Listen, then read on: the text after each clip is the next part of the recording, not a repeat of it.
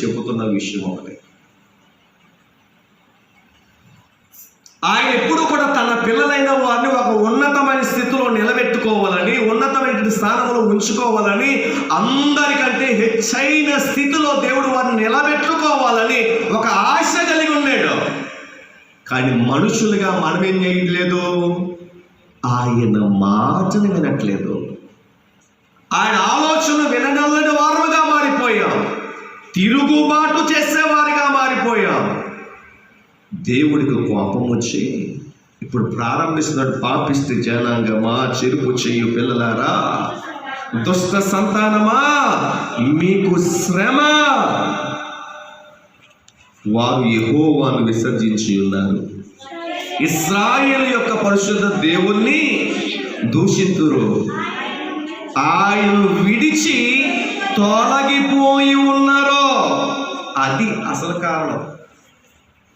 ఇప్పుడు దేవుడికి ఎందుకు కోపం వచ్చేసిందంటే, ఈ మనుషులు దేవుణ్ణి విడిచిపెట్టేశారంట, దేవుని మార్గాన్ని విడిచిపెట్టి తిరుగుతూ ఉన్నారంట. దానికోసం దేవుడికి ఏమొచ్చింది, ఇప్పుడు కోపం వచ్చింది. కోపం వచ్చి చేస్తున్నటువంటి మరొక పని ఏంటో తెలుసా? 7వ వచనం చదవండి.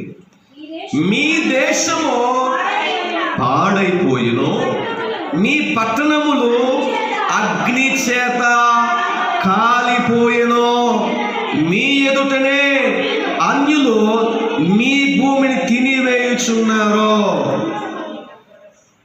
ఇక్కడ ఒక భయంకరమైన మాట కనబడతా ఉంది. ఏమన్నాడు అక్కడ?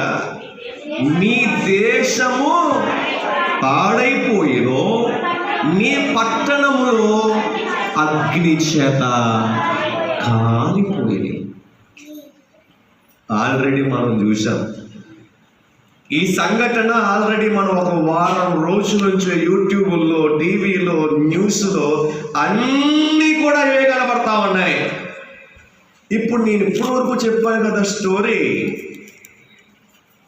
అంటే దేవుడు తను చేసుకున్నటువంటి పిల్లలు ఆయన మాట వినకపోతే, ఆయన విసర్జిస్తే, ఆయన మీద తిరుగుబాటు చేస్తే దేవునికి కోపం వచ్చి ఆయన ఆజ్ఞాపించేది ఆకాశానికి ఆజ్ఞాపిస్తాడు, భూమికి ఆజ్ఞాపిస్తాడు, అగ్నికి ఆజ్ఞాపిస్తాడు.